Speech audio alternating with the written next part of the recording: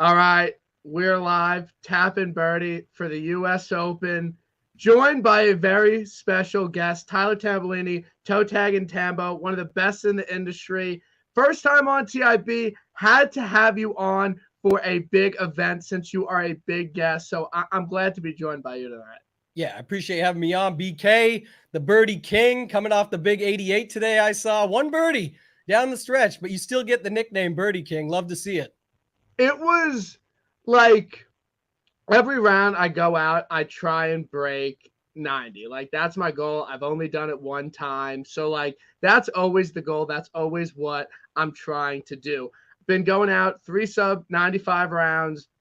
Same course. I'm like, all right, like this is the day. I'm doing it. 46 on the front, like decent round. On the back, playing decent. I have 70 yards for my par. I hit a couple bad shots. 60-degree. It legitimately lips out, like hits the whole lips out. I've never hold out ever. I'm like, are you kidding me? 3-footer. I like rush it. I miss it. I'm like, okay, that wasn't good. Like that's gonna come back to bite me. I can't say that was a made putt. I missed it. So I was upset.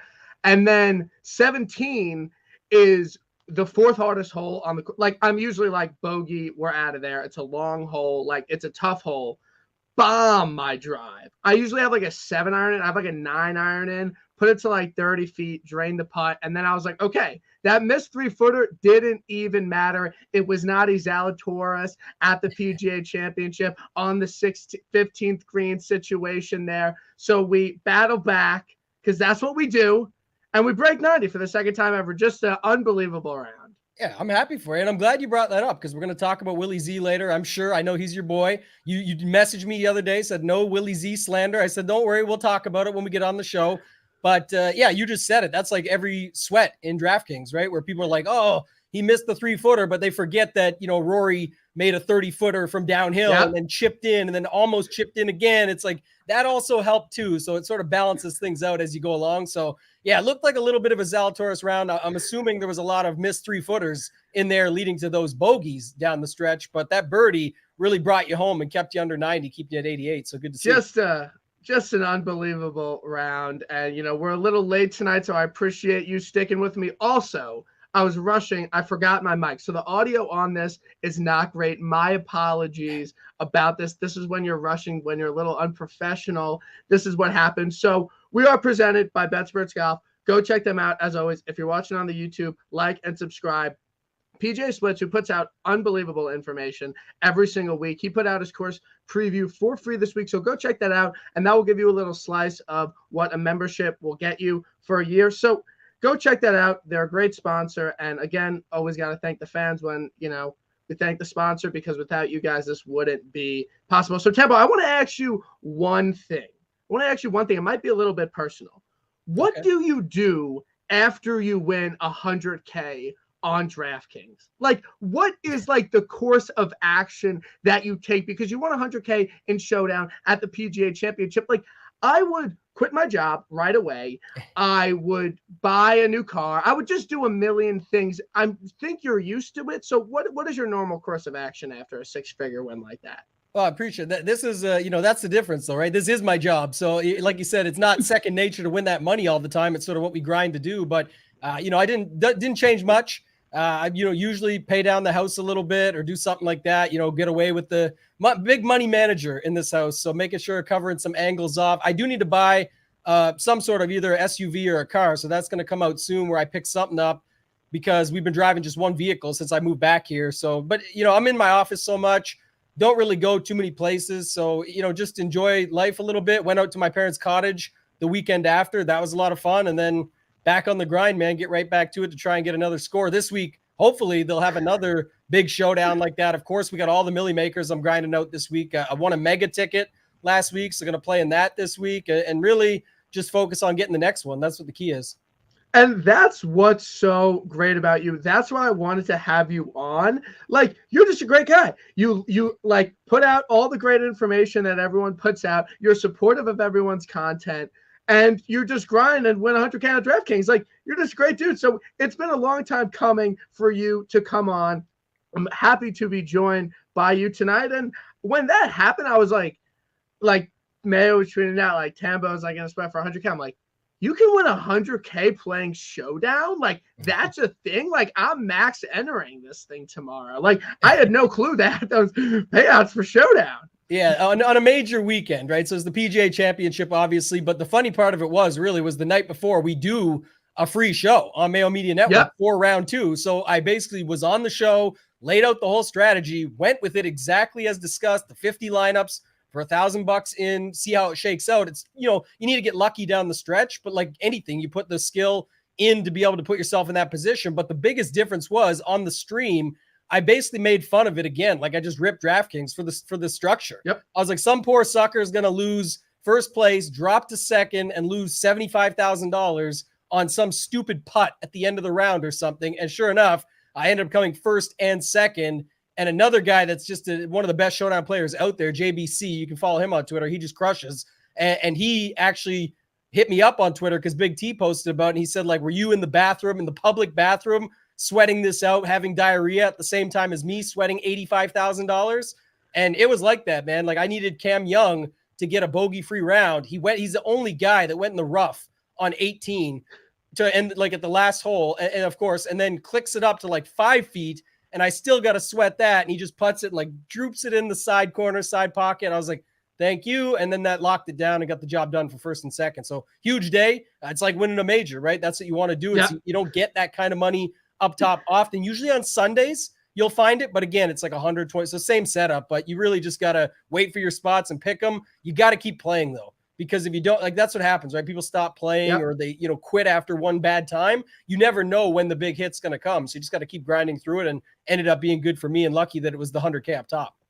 Yeah, and that's the other great thing about it. You do a Showdown show on Mayo Media Network with Run Per Sports. It's like, this wasn't a secret. Like, it wasn't like you had this like behind closed doors plan to go out and win 100K. You put out all your information for free in the public, and again, we're compliment trained. That's what's so great about you, Tambo. So again, I'm happy to be joined by you for the U.S. Open. It's a big event. It's a big major. This is when the casuals come into the sport after we're grinding on the Barracuda Championship. This is kind of our time to shine. So let's get into it. It's at the Country Club. U.S.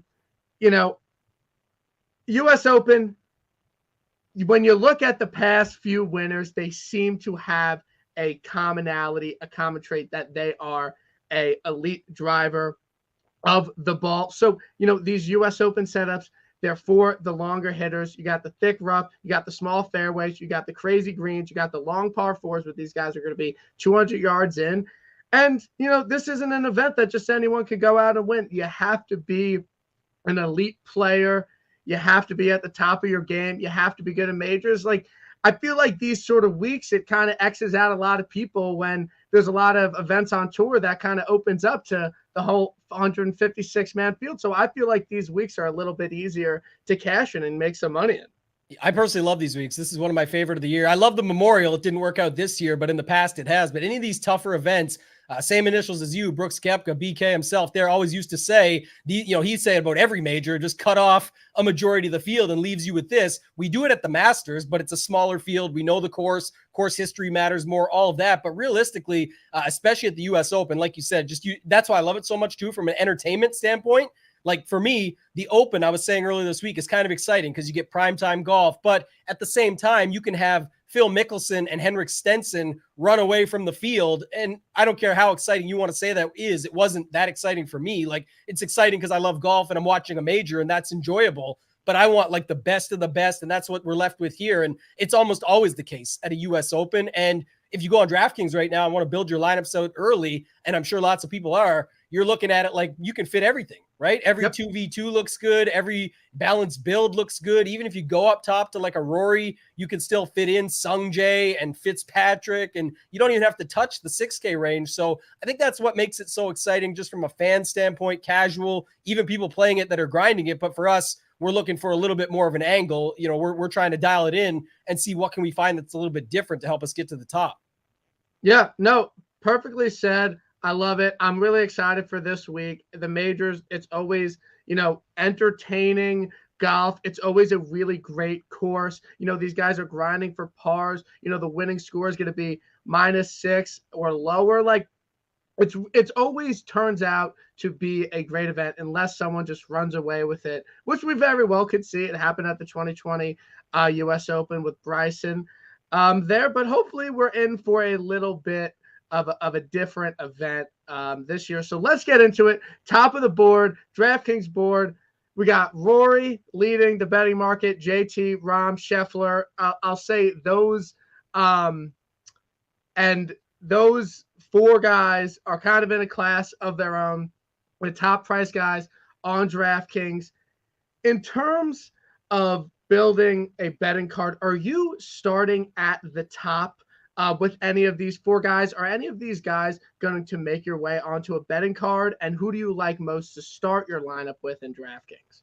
Yeah, I like Rahm at 10-8. I missed him on the boost. He was out there at 18-1. I know he's not everybody's favorite, but I'll still believe in this guy. I loved what I saw even at the Memorial, finally getting that around the green game touchback. We know he's just the most elite off the tee. Again, the interesting thing about this place, and I don't know if you know this guy, but you were following him that I saw when you tweeted it today and I went and followed him, this DG betting _ guy. Yep. Go check him out if you're not following him. I don't know the guy for anything. I just started following him today, but he's at the course with some solid reporting. Unfortunately, like every dude I like, he tells me he sucks. He's like, oh, this guy missed 4 straight in a row, or this guy's missing 10 putts. And it's not ideal from that perspective, but it is just practice, right? These guys are going out to figure some things out. Hopefully they can wrap around. Anytime I've ever changed anything because of a practice leaderboard or practice reports, it never goes well. So I'm feeling pretty good, at least in that standpoint, but you never know. But either way, the course sounds extremely difficult. So I like Rahm from that perspective, but the guy I like a little bit more just from sort of the betting number, and I'm playing the wait and see approach. I believe it might even have been PGA splits. I can't remember. Somebody talked about this, about waiting on the board. That's Ron. You talked about your guy from BetSperts. He was saying, like, if you wait it out on Thursday, JT has a later tee time. Rahm and Rory go out early. So maybe you see those guys go low early on. The first 4 holes are pretty tough usually, however you're going to look at it, a little bit of the jitters, anything like that, where maybe JT makes a bogey or two. But I know people hopped on him around. We looked it up last night. It was like 80-1. Guys got him at later in the tournament, of course. Here, I'm not really looking for that. Like if I could get him at 18 or 20, I would love it. I'm not thinking I'll get that much drift, but you never know. And I just don't think it's going to change any worse than the 12-1 I'm seeing right now. So I'm waiting on that. That's the guy I want up top. I do feel, regardless of his past history and everything that's going on with JT at U.S. Opens, it's not that bad, first of all. Second of all, I think bones on the bag matters so much more. Like everyone talked about it with Ted Scott, with Scheffler. It's true. It's worked out pretty damn well. For a guy like JT, I think it matters that much more. And you even saw it on 16 on Sunday as he was trying to find his way back into the tournament at the Canadian Open. He steps off. He actually listens to what he has to say, takes it very seriously, and then goes out and executes. And those par threes, he was putting it to like 2 feet, 3 feet, 5 feet, whatever. So here, I think he's going to be able to place the ball off the tee where he needs it. He's going to be able to find his way up. The greens are extremely small, and it's not just that the greens are small. The landing zones are much smaller on top of that. So my thought is he already puts it out there enough. He's the best with the irons, I think, because even Morikawa's game has been off a little bit, and usually that's the two that we're comparing. We've got Corey Connors, who we'll get to later, who has some pretty good irons too, but cheaper version. But JT, if he's missing greens, I don't really see a big problem because, he's going to hit the green, I'm saying, but if he's rolling off, it's going to be from closer range. And I think you're going to get that nice butter bunker shot where it just drips in. He's not going to have these plugged lies or things like that. If he does go off the side into the rough, it's not going to be necessarily the thickest of the rough, I would hope. So, just from what I'm seeing from the flyovers, the videos, things like that, I do think it sets up well. He's won in Boston back in 2017, different setup, different style altogether, TPC Boston, but just saying a little bit of the good vibes there. And I don't know, even, I'll get your thoughts in a second, but with him and Rory battling on Sunday until the last 2 holes, I thought he was playing better than Rory. Everyone was just worshiping Rory, which is standard, and I understand why. Defending champion in Canada, all those factors. Canadians, unfortunately, I'm sorry, but they always root against the Americans. So obviously Rory was going to be a fan favorite either way there, but I thought JT was outplaying him big time until those last 2 wayward approaches and then just going out of it completely. So I kind of like that for coming into this week personally. Yeah, I think JT is an extremely viable option at the top. And obviously, I think with the U.S. Open more than a lot of other events, like you're just looking for elite drivers of the ball. And JT, that's probably where, he can get a knock a little bit, and Mhm. where everyone thinks about him is that elite iron play. Last week, he just had his sixth best off the tee performance in his career at the RBC Canadian Open. Again, a place with tight fairways and thick rough. So, gained 5.1 off the tee last week. Like, I think that he's driving the ball well enough right now to win a U.S. Open, where, as in the past, that could be somewhat a knock on him. So I think JT makes a lot of sense. I think he'll obviously be pretty highly owned. The reason I'm not so I put out a poll. I always want to see what people are thinking, because I think the three clear favorites, three viable options at the top to start your betting card with are Rory, JT, and Scotty. And I said, who would you like to start your betting card most with? And the most popular answer was JT. And I think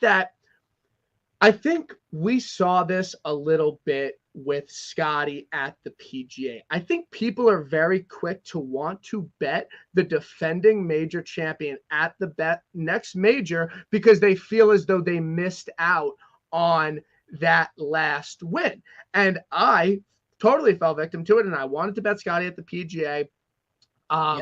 He's been unbelievable at PGA championships, long and straight off the tee, excellent short game. And I was like, I think I'm chasing it. So in terms of outright betting, I'm not going to chase it with JT this week. Obviously, he's an amazing DraftKings play.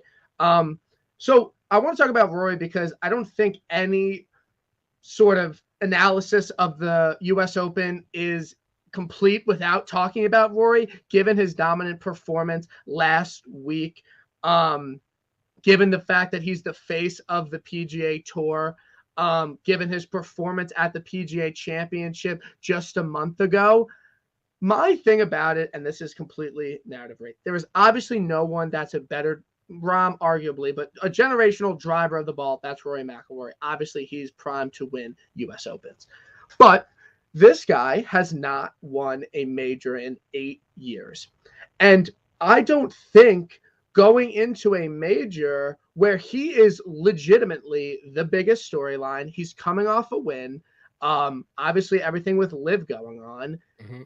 I think he has a little bit of added pressure. So in my opinion, again, completely narrative based, but if he hasn't been able to get it done over the past 8 years, I don't see him doing it now that he's the biggest story and he's off a win. Matt Vincenzi put out a stat that Rory's won like 5 times the week before a major, which is unbelievable. Like, that is a crazy stat. I can't believe it's happened that many times, and he's obviously never gone back-to-back. It's obviously an extremely hard thing to do. So that is my hesitation with Rory and JT at the top of the betting board in terms of betting them for an outright, because I don't know if they are going to win this week.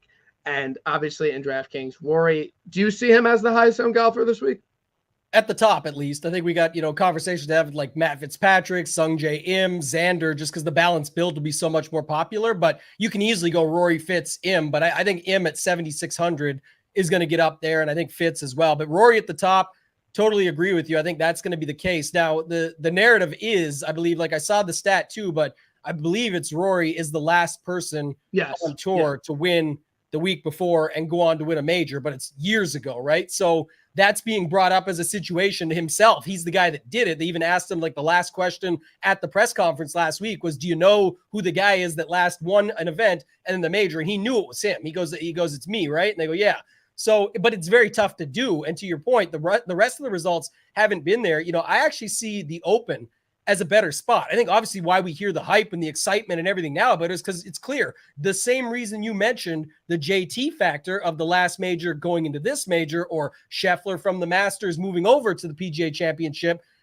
That's sort of the same thing here. It's just we're doing it from last week. Yep. And don't forget too, and you know this, but I've said for like anyone thinking about it, like the numbers are just so bad. Like I was organizing my thread for tomorrow, and I'm like no one's even betting Rory because you know why? He's 10-1 or something. Like they just don't care about that number, or they can't get it on the card. They don't want to commit to that completely, but everyone's going to play him on DraftKings because he's only 10,500. He makes a lot of sense there, and I understand that. So that's where I can see what people are doing as far as betting versus DFS. But yeah, I think like you said, there's other guys you can go to. You mentioned Scotty. That's another guy. There's nobody betting Scotty.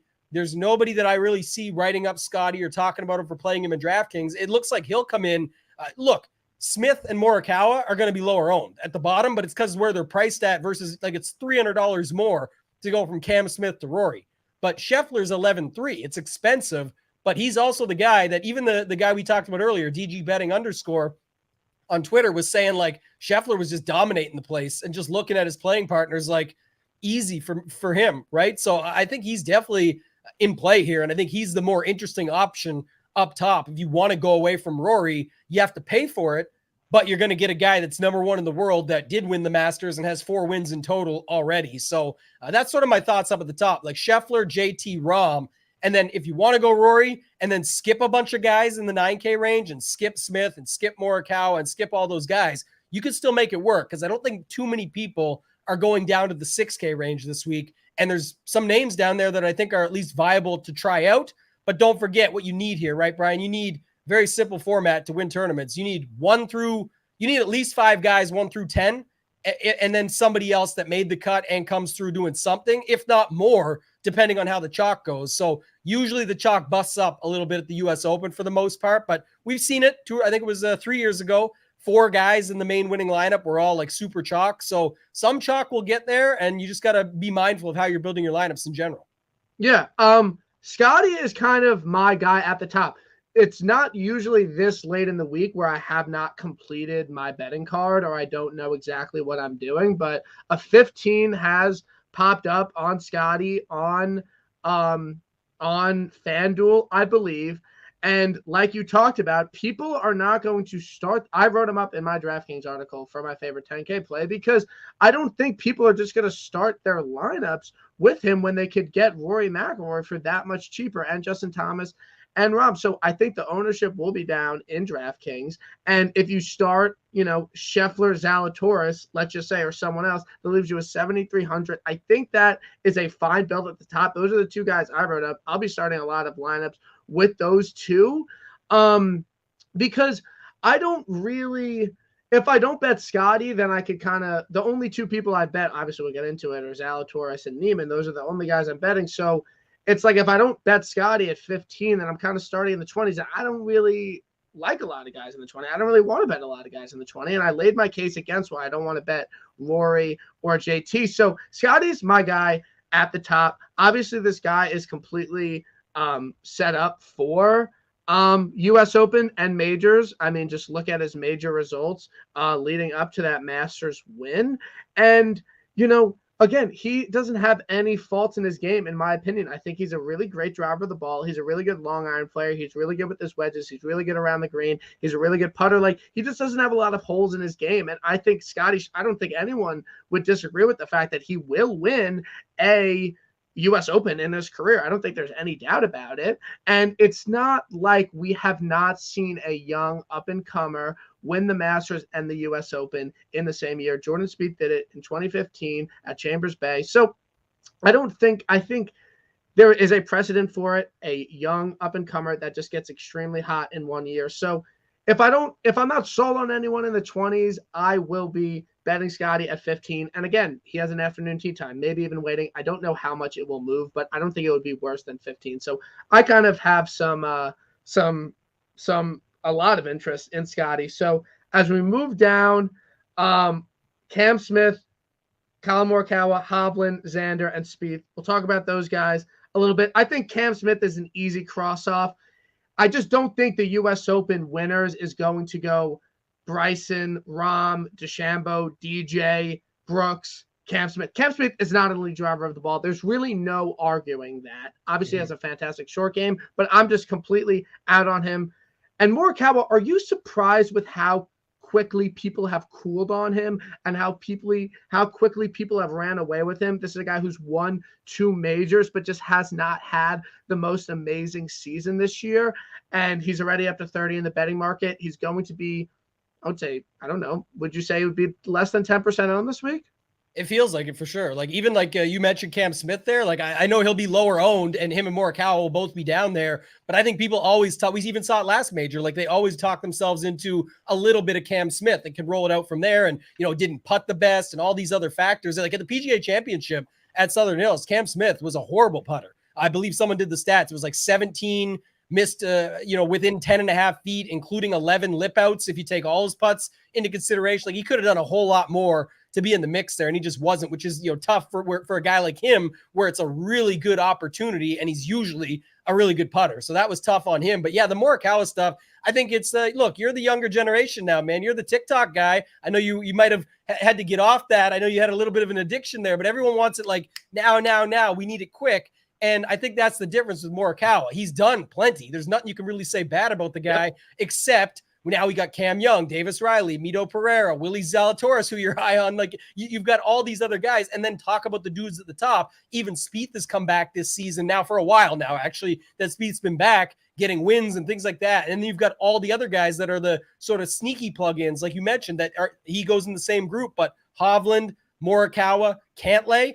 What about last year? Cantlay was literally winning every event, including, some asterisk ones, but winning the FedEx Cup, whatever you want to call it. Like, there's just so many guys. I'm lumping them all together, but it's because we move so quickly. People just want to move on to the next shiny new toy, right?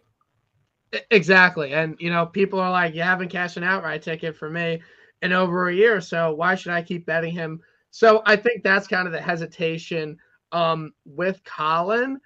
So Cantlay, I want to talk about, because after I didn't bet him at the Masters, but I bet him at the Players, and then I kind of just saw how he was at the Masters. Obviously didn't have the good result, and I was like, okay, like, this guy hasn't really been that great in majors. He kind of like has struggled, and it was kind of like a bit like going into the PGA Championship. I'm like, Cantlay is horrible in majors. I'm not going to play him. I want nothing to do with him. I'm not betting him. I want no part of him. He beats like 3 tour pros that week, and it's just like, wow, like, his major record is now even under a bigger microscope. And now people are going into the U.S. Open.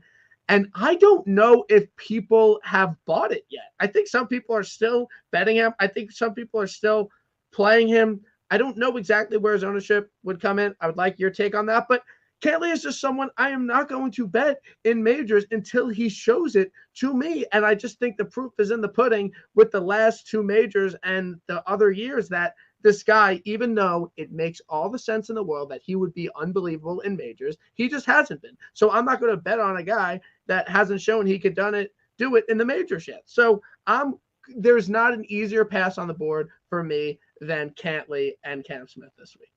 Yeah, it would be very surprising. Like you said, his major record is in general very bad. And if you're talking about it just from that perspective alone, it's like there's lots of guys that we can play. Let's see if they can do well in a major. And again, they'll come with a little bit more ownership. We'll get, Sam Burns is getting steamed already, so he'll be a guy. But like him and Homa, I think about in the 8K range. While they're not winning as many events as Cantlay won when you had that hot streak, and they're not winning the FedEx Cup and everything, like, you don't know if Burns is going to win the FedEx Cup. It sounds crazy. Billy Horschel won the FedEx Cup before, like, again, getting streaky in his prime more so and all that. But Burns has got 3 wins on the season. I keep talking about it here, but like, he won the Charles Schwab Challenge with a 40-foot putt off the green, basically off the fringe. Well, the number 1 player in the world, which happens to be his buddy, Scotty Scheffler, is standing there with his arms crossed, staring in his face, like, make the putt and then we'll see. And Burns made it and then looked up at him, was like, what's up? And now you go down the hill and see if you can make your putt, Scotty. And when he didn't, he wins another one, and now it's 4-3. Scotty don't give a shit. He goes off to the wedding like it's nothing, of course, but he's having a pretty good season. He doesn't need to think about it as much. So I don't know. I just feel like if you're going to do that, for me, that's the situation with Cantlay. There's already stuff that you can go on with, like, Matsuyama, Zalatoris, you talked about, Spieth. The range is already loaded on top of it for guys that you can play. And look, we had this at, I believe it was the PGA Championship, where a lot of people were saying Zalatoris 15 to 20%. And I'm not using him for this example. I think it's more for a guy like, some of the other guys in this range, like maybe Decky, or maybe it ends up being Cantlay, or maybe Zalatoris again, but where they say everyone's going to be this percentage, they literally cannot be, right? The math shows it. James, our boy in the chat, he's in there talking, Degenerate 75. He's saying he does these shows. He knows. He punches the numbers out. It's got to add up, right? And it can't go everywhere. So everyone likes to say that, but you have to have a good feel for it. You have to be able to go through and actually pinpoint what you're thinking. And then you also have to be able, it's very important, at least if you're playing a higher level, to be able to apply it to the stakes that you're in. Like Rory might be 25%, 26% in the $15 this week because everyone's got to play all their dudes and they're going to spread it out. And there's 217,000 people in the tournament. But if you go to the mega, or you go to something bigger, even the $100, he's going to go up from there because more and more people are piling on to get the safer play. And it'll happen with guys in this range as well. Like Xander, Lowry, of course. You like some Lowry. right? Lowry's good at 9K. You got a bunch of dudes in the 8K range that are going to soak it up. The public and people like even within our stratosphere still like Jordan Spieth at 9,500. So you got X, Spieth, Zalatoris, Lowry. Like those four are going to pick up ownership in this range for sure. And Zalatoris, you and I can probably go there now, but we talked about him enough, in general, but or not enough, but a lot in general. And if you think about it, does he have enough to win? I'll always say no, because I just think, even though he's shown up and lost in the playoff, you could say that. But at the same time, I think he's a great DraftKings play at 9,300 because he's done everything but the wins, and he's going to show up one day and win. It's just, I'm talking about when you bet the guy. Like, what number did you get on him, BK? What number? What's your number 35. on Zalatoris? 35. Yeah, it's not a horrible number at all because, like you said, what he's been doing in the majors and all that stuff, especially.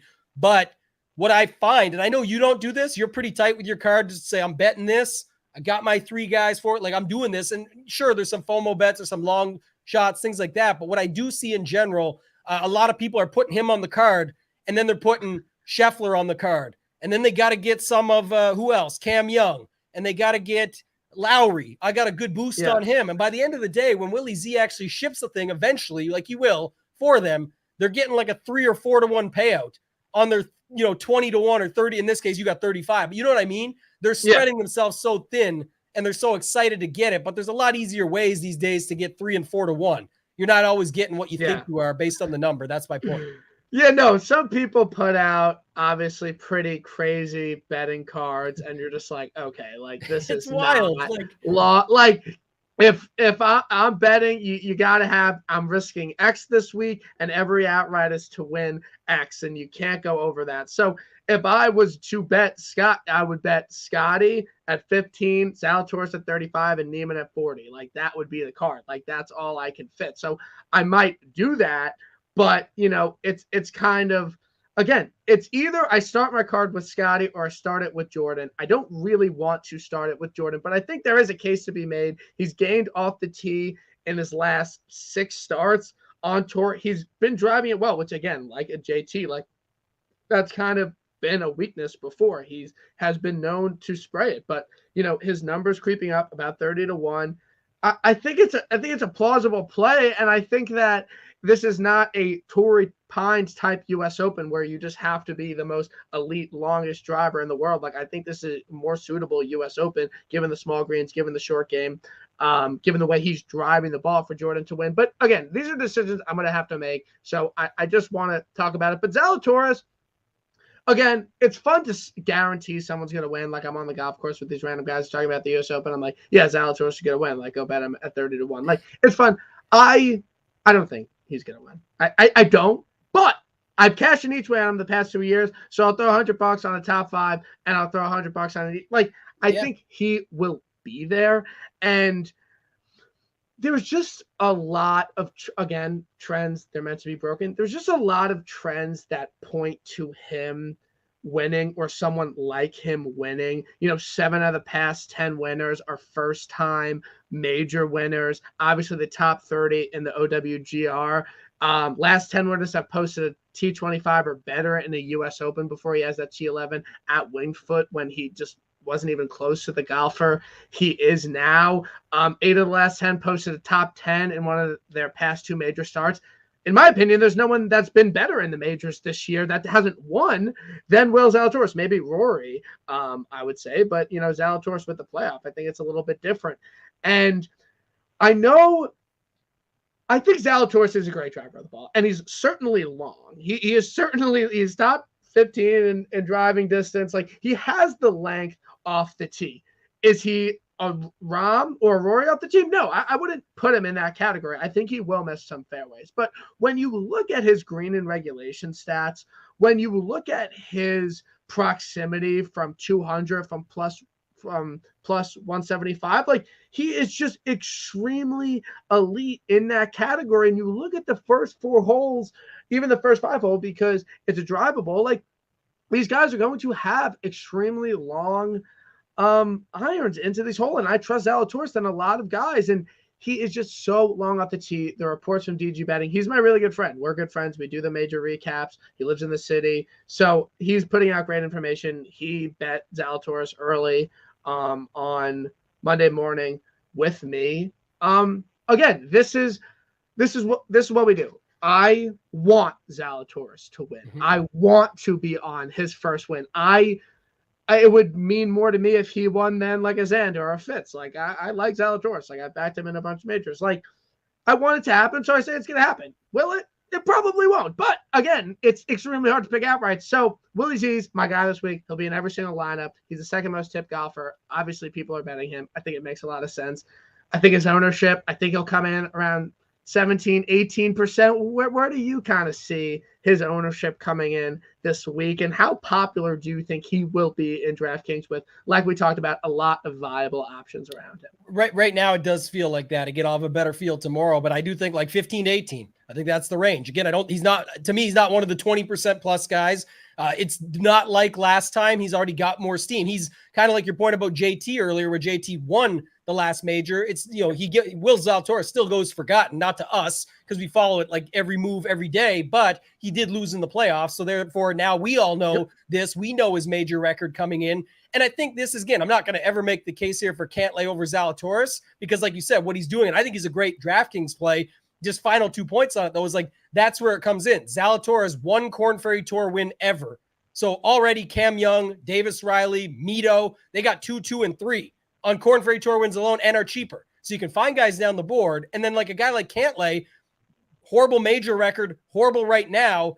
There's cases to be made against him like we made about earlier with the Homas and the Burns that are better form, more wins recently, and can find their own major record in this timing. But I do think that's an example where people just go to rush to Willie Z, and you could have a guy that was literally the FedEx Cup champion with multiple wins and in a playoff with Jordan Spieth just a month or 2 months ago now, or a month and a half at the RBC Heritage, where you could find that. So there's that angle. The other thing is from the betting, like the one line you said, I'm all for it. Look, man, it's hard enough to hit outrights as it is. I know this. It's that I don't put the majority of my time into betting, but I do think it's funny because like you said, and it's not a shot at you. It's just because like I said, you hold your card in check. But a lot of people are like 10, 12 deep. They're 12, 15 bets deep on this guy at $100 a pop. And now he's 35 to 1. You bet the 100 again to win 3,500. That's already cut you down. You're already getting back what you've lost. And your card has 4 or 5 more guys on it this week. Not you, the people, like you said, out there posting 8-man cards that are not all long shots with Willie Z and a couple's up there. It's just like every dude from 20 to 40 to 1. Like you're just not making money that way. It will feel good the day that you hit it. Absolutely. But did you actually hit it is all I care about, is making money. So I think that's the interesting part. I think he's an excellent DraftKings play. And I will say it ties into sort of a next thought, because we're going to get into this 8K and 7K range where a lot of the chalk will be, is that, look, the pricing came out early. I said this a couple times this week. It's the first maybe time, but at least, majors for sure. I could say this is the first time in majors all season that the pricing has been this bad. And what I mean by bad, it's just too predictable. There's too many what are good plays on paper. And some of them you can like pile ownership onto them, and they're still on the edge. Like it's on the cusp where they still could be better at 15% or 18% than the guy next to them at 10%, even though like the math will say it's not always. But when you are factoring everything else in, especially like I do, you're going to have to eat some chalk somewhere. I think it's just, you have to be very careful about how you do it. Like there's zero chance Rory, Xander, Im, Fitzpatrick, even if you were somehow playing all 4 of those guys, I wouldn't put a single lineup with 2 of them in it, because, and at least in the highest stakes, I always got to cover myself because everyone watch. Oh, you said this. You said, I'll be very careful with it. At least in the highest stakes where you need the maximum leverage. Everyone's doing the same thing and you already know it. Why would I be building my lineups the same as them? So be very careful about that. Even if you are moving to fringe plays like Homa or Burns or Gooch, again, they still have some ownership that go with them. But at least you're not running Rory, X, Fitz, Im, or some combination of those 4 where you're down to 3 or 4 spots, depending on how many you want to put in, that you don't have any leverage left in your lineup. So got to be real careful. Obviously, in the big stuff, you want to put Rory and Im, and then you're going to fill it out with guys in like, Ryan Fox or a, Richard Mansell or guys that people never even heard of down the board. You could still find better leverage that way, putting it into your lineup and get away with it, no problem. But I wouldn't want to be filling up on it because you need the absolute nuts to take down something like the $15 this week with 217,000 people. So I would not be looking to do that in that tournament. And I wouldn't even care. If it happens and it burns you, you just get excited that people are still playing that way, and there's still a potential edge that you can find at the Open or the next major where there's going to be carnage.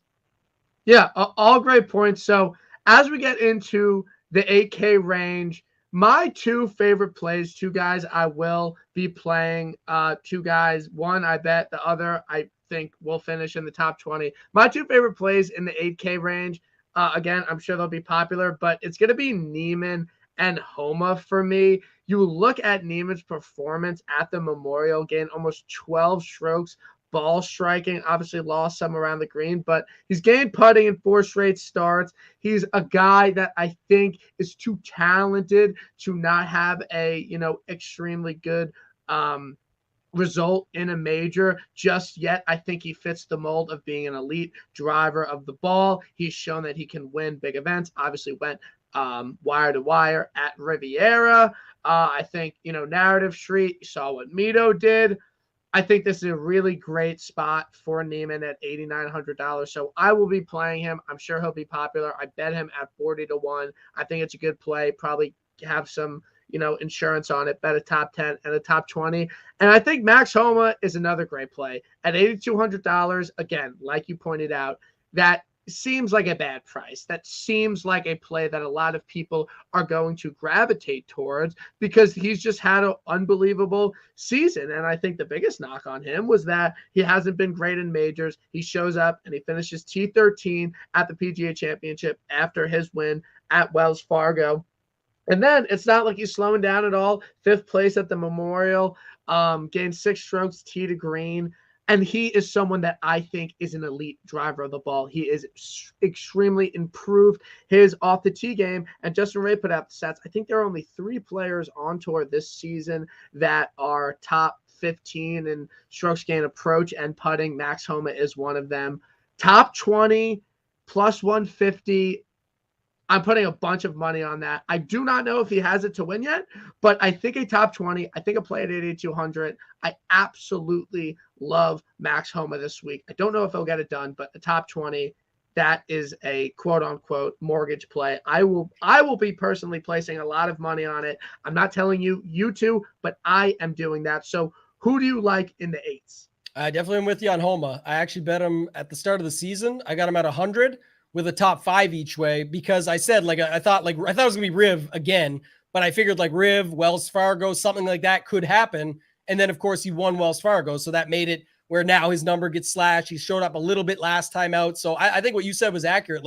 Good driver of the golf ball, good on approach, really has a complete game.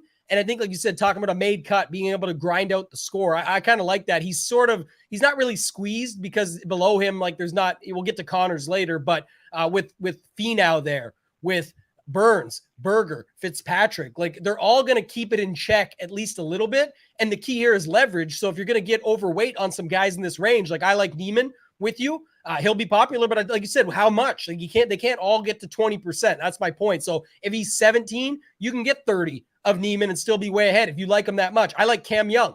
I think Cam Young could come in a little less because he's almost like Harold Varner last week. Harold Varner was 9,700. The whole, everyone and their dog was mentioning it you can't pay that much for him. It's only a little bit more to get this guy. And in the end, maybe it still worked out in their favor. If I think back, literally every dude from the top was kind of in the mix because the field was just set up that way. But in this major, a guy like Cam Young, his dad's the Tour Pro at Sleepy Hollow. I think that's one of the toughest courses people say, or a very challenging course nonetheless. And that's why we keep seeing him come out at these tougher tracks. He was standing, I looked it up, on 16th tee box at the PGA Championship at 6 under.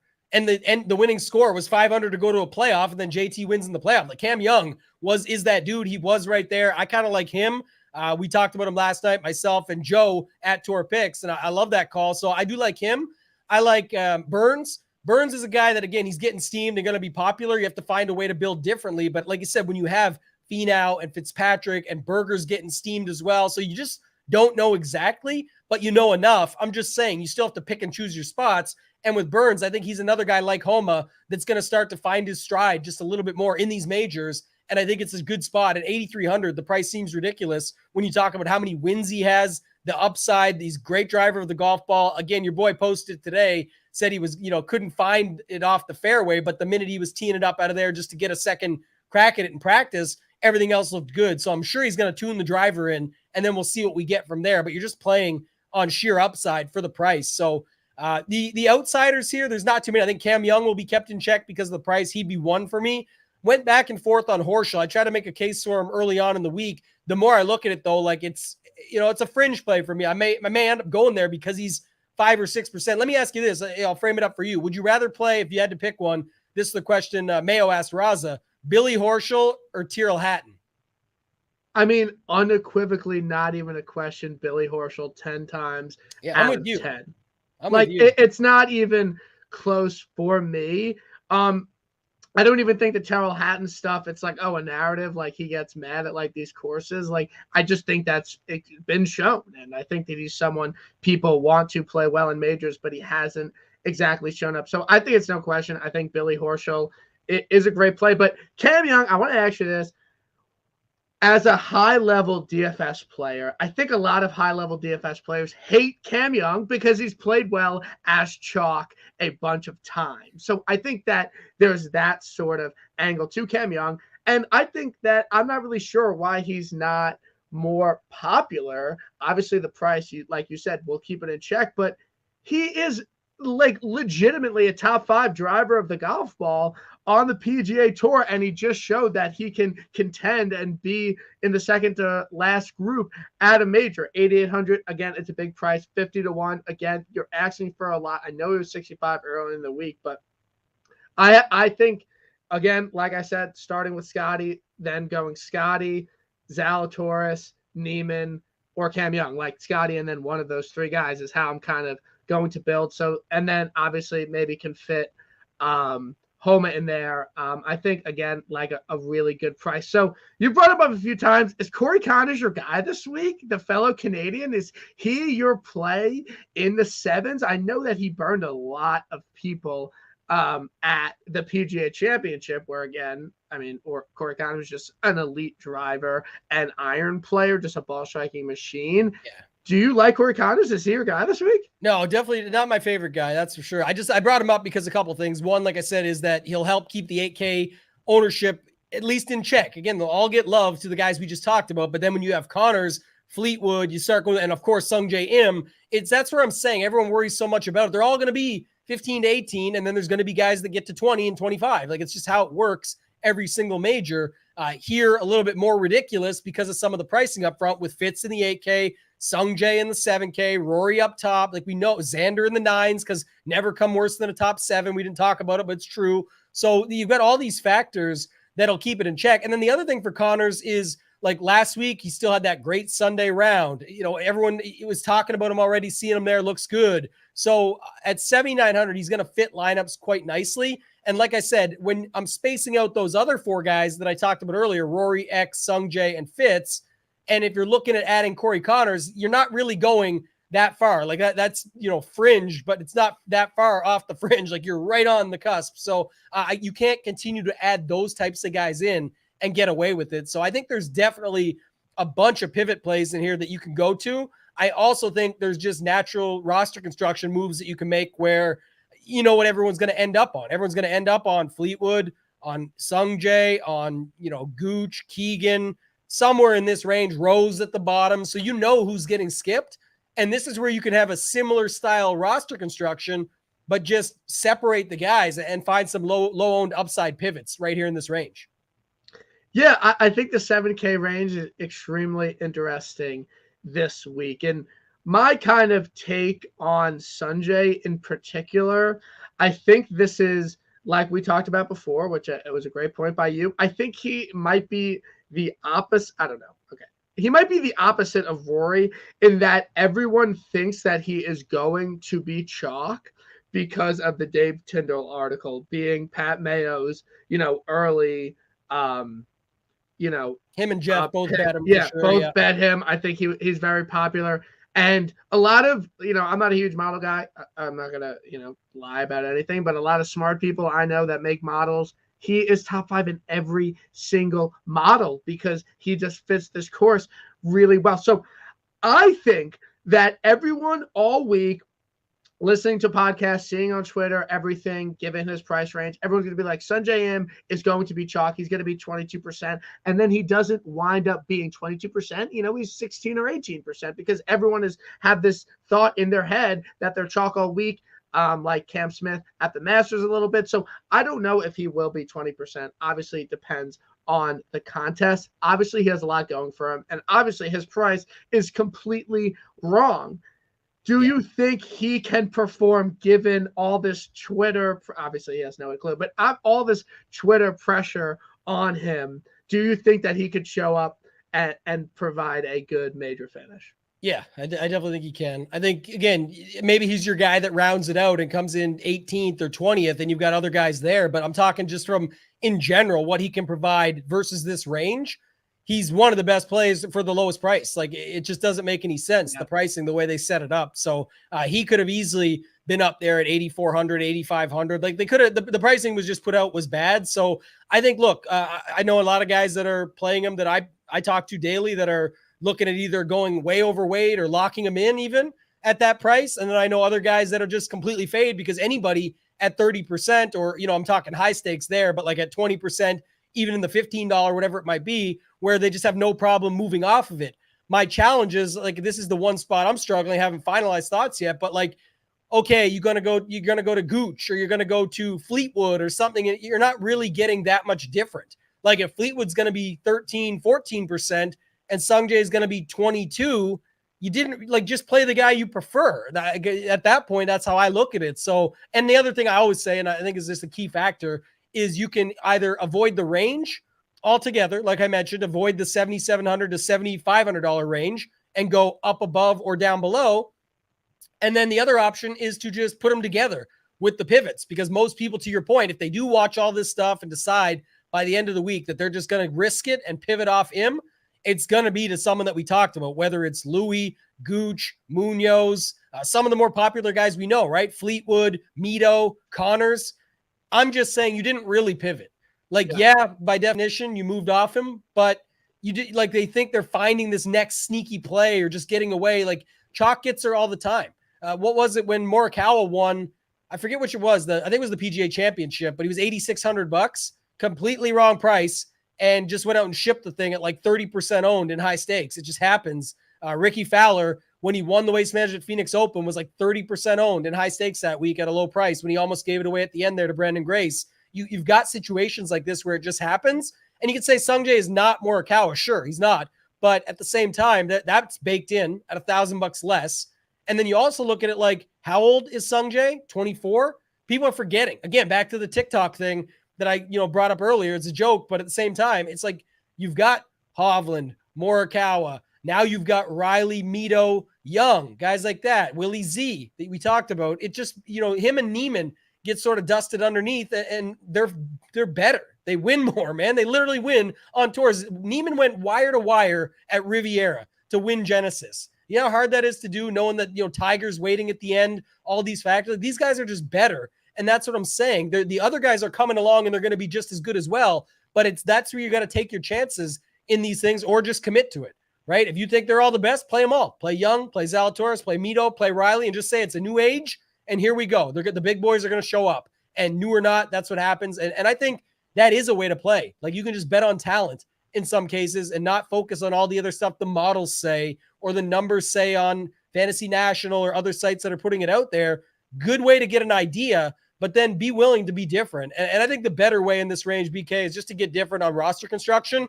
Go down to 7,300 and play Henley, play Varner, play Kokrak, play some of these guys that couldn't they do something as well? Like, they could all show up. And by the way, added bonus, they get you a little bit more money that may be Rory to Scheffler or something like that. So I just think people don't look at it enough from that angle. It's not always who you play, but it's how you play. And that's the big difference. Yeah, no. And I think the 7K range is really exemplifies like DFS strategy this week, because there's a lot of different plays and a lot of different ways you can go. I'm just going to put this out there. I'm not really sure, if I'm going to act on it, but Louis has been in the optimal the past 3 U.S. Opens. And I think that he's obviously a different player now, and I don't think that he's had half of the season that he's had last year.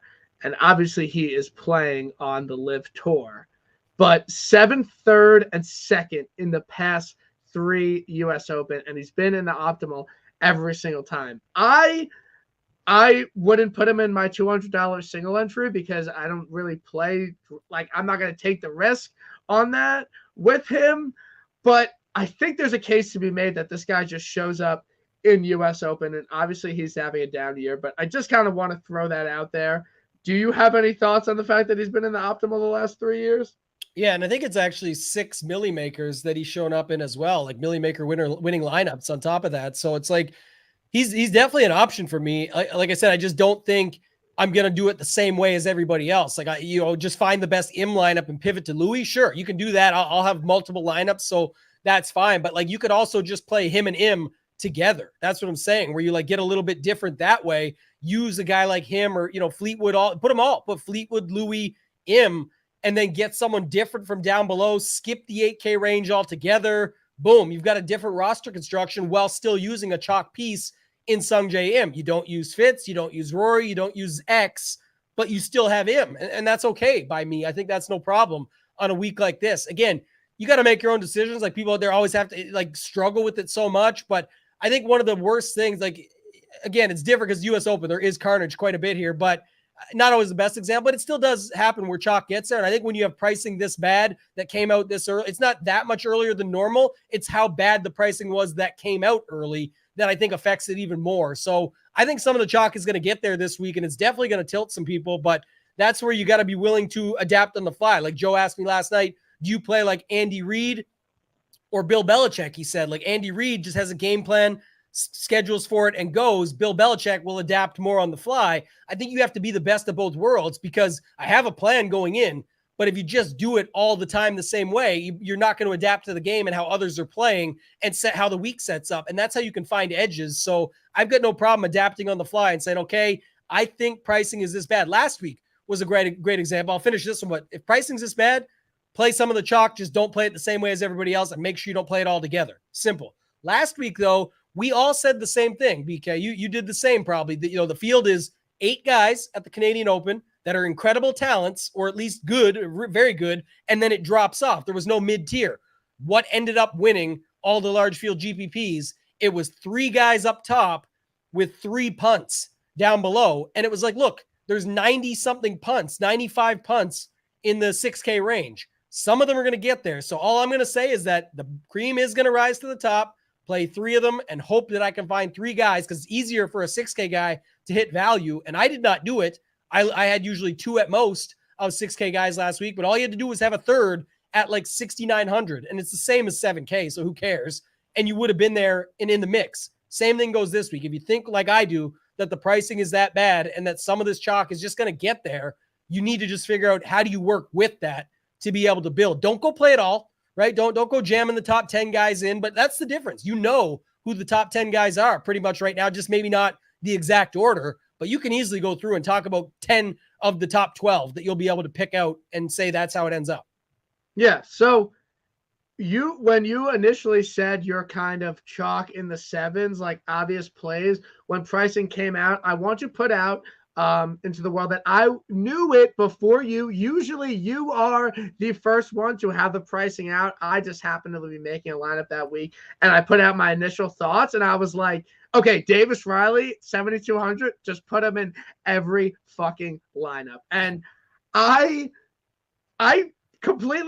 have not changed my thought about that. And I don't know if he is getting the buzz that I would expect for him to get at 7,200, but I think that I cannot find myself away from this guy. I will be betting him top 20. I'm not going to bet him outright. I don't think he will win at $7,200. I will definitely be playing him in lineups. I would say he would probably be around 12 to 15%, but I will just take a guy that in this last 5 starts has gone 5th, 9th, 13th, 4th, and 13th at the Memorial. Like, I bet him at Charles Schwab. I got a 60-1 on him. Like, I was high on him after his performance at the PGA Championship. One of the first majors he's ever played, goes out and finishes 13th. And then I could, okay, all right. Like, then I was like, Memorial, he's a play. And then I was like, Memorial, I was like, okay, like, he's played a bunch of golf. Like, I think he kind of settles back and goes out and fires a 13th place finish. Like, I think you nailed it when I was listening to the live stream, whatever night the night you won 100K was, and you were like, just play the guys you think could be the next Zalatoris, the next Scheffler, could have that major resume. I think Davis Riley is that guy. I think that I would not be surprised if he top 20s in the next two majors, and then next year he has kind of a Zalatoris year where he's really, really close. I think he's that talented. So Davis Riley, 17. Yeah. $7,200. He's my play there. I love him. Top 20 on him, probably plus 200. I'll have a lot of money on that. Davis Riley is kind of my guy in the low sevens. So kind of taking me where that build is, who would you play in that like 7,100 to like 6,800? Because again, like you talked about, I don't think a lot of people are going out there like a Mac Hughes, a Brandon Grays, a Hadwin, a Kevin Na, a Harmon, a Rogers. Who do you like in the low sevens, high sixes to kind of round out your lineup? Because we are all going to lead them. And I don't have a favorite play. My favorite play probably is Mac Hughes, because again, this is a guy that played in the final group at the U.S. Open last year. He's made his last two cuts, played well at the Wells Fargo. So I like Mac Hughes, but is there anyone you kind of like in this lower 7K range or high sixes? Yeah, I think the one guy at least that stands over me at 7,000, Luke List. Again, a guy that we would normally be talking about in a spot like this where, he's long enough for sure. That approach game can be dialed in. Look, the guy beat Will Zalatoris in a playoff at a very tough course. And now he's $2,300 cheaper. He should be. His game right now has not been as good, I should say. But I think if you talk about hard courses, we've seen him play well on them. You're taking a risk, but at 7,000, I think that's where you want to take the risk. So I think he's interesting. I think Siwoo Kim is long enough and capable. Again, you're taking a risk, but everybody I'm going to say down here is a risk. And you used it on the Riley example. That's exactly what I say. It doesn't have to be the next Scotty Scheffler. It's, do you think this guy could cost more the next time out at a major? If that's the case, you got to look at it like future value. That's kind of how I look at it. Doesn't mean it's right, but I'm just saying I think that's a good way to go about when you're just playing. Everyone's like, I'll play the guy because he's long off the tee. True, that's a good way. It could be a tiebreaker. I'll play him because of his tee time. Of course, if there's a wave stack, go ahead. But in the general sense, I want to look at these guys as talents, and who do I think might cost more next time out? I want to buy low, and that's at this event when somebody else or most people don't want to be on them. So Luke List, Siwoo. The one short guy that I might take a chance on down here if I was going to play a plotter would probably be Brian Harmon. Just again, even at tougher courses in the past, he's still been able to show up and be able to do just a little bit of what's required. And then we know he's capable of the good short game. We know he's capable of getting up and down and making a few putts and sort of just keeping himself in it without, quadruple bogeying his way out. I do worry off the tee where if, the shorter guys go into that thick rough, they are clicking it out to 180 or something where they've now got to make that shot. If that's offline or doesn't stick or hold, they're really in big trouble. So it worries me a little more. And then I'll probably go down to the Euro bombers, right? I heard a lot of talk already on Adri Arnaus, this guy from over on the DP World Tour, won recently. I think he's interesting. Ryan Fox, Kurt Kitayama, all those guys here. And then going down to the bottom, Taylor Montgomery is an interesting one from the Corn Ferry Tour, him and Harry Hall. I know Mayo likes both of those guys. And then Richard Mansell is another guy, just an elite driver of the golf ball. Again, coming over, no one's going to be on him. No one's going to talk about him. $6,100. I think he's interesting down at the very bottom. I love it. Those are all great plays. Those are all plays I will be tailing, because those are kind of the guys I need to round out my lineups. And anytime I talk with a high-level DFS player or I do a pod and I get really into it, I just got paid today, we're depositing into DraftKings. We're playing the $200 single entry. We're doing it this week, okay? It's a major week. It's a special occasion. So, Tambo, I know you got a show at 9:30. It was an absolute pleasure. I thought this was an absolutely amazing show. I think the viewership showed it. I appreciate everyone who checked it out tonight. It was a great show. It's been long overdue. So I really appreciate you coming on. It was a lot of fun. I can't wait to do it again. And I wish you the absolute best of luck in your U.S. Open week. And obviously, check out everything Tambo does. So if you want to do a plug on all that would be great for the listeners. Yeah, man. Thank you so much for having me on. I know it was a long time coming. We tried to do a few different times. It just didn't work out. So thanks for sticking with me. Happy to be here. Help out anytime, man. So reach out. If you guys want to find me, it's up there, I think, but you can find me on Twitter at @ToeTagAndTambo. The thread that I do every week is free. I put it out there, just a bunch of content from around the industry that I put out, try and share as much as possible. You can all check that out. And then, of course, runpuresports.com. Use promo code DGEN50, DEGEN50. Get yourself 50% off the first month. It's all sports, one price. And that's where I do my main premium show. It's like the only show I do that's premium. It's Wednesday nights. It's later on in the afternoon. You can catch it on playback, but that's like roster construction, exposures, player pool, everything that people struggle with beyond all of us just going on and talking about thoughts and strategies and picks. That's putting all the pieces together. So definitely check us out there.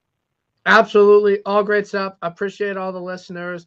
And we will see you next week for the Travelers, which I will be at. Can't wait. Going to be a great event. Everyone have a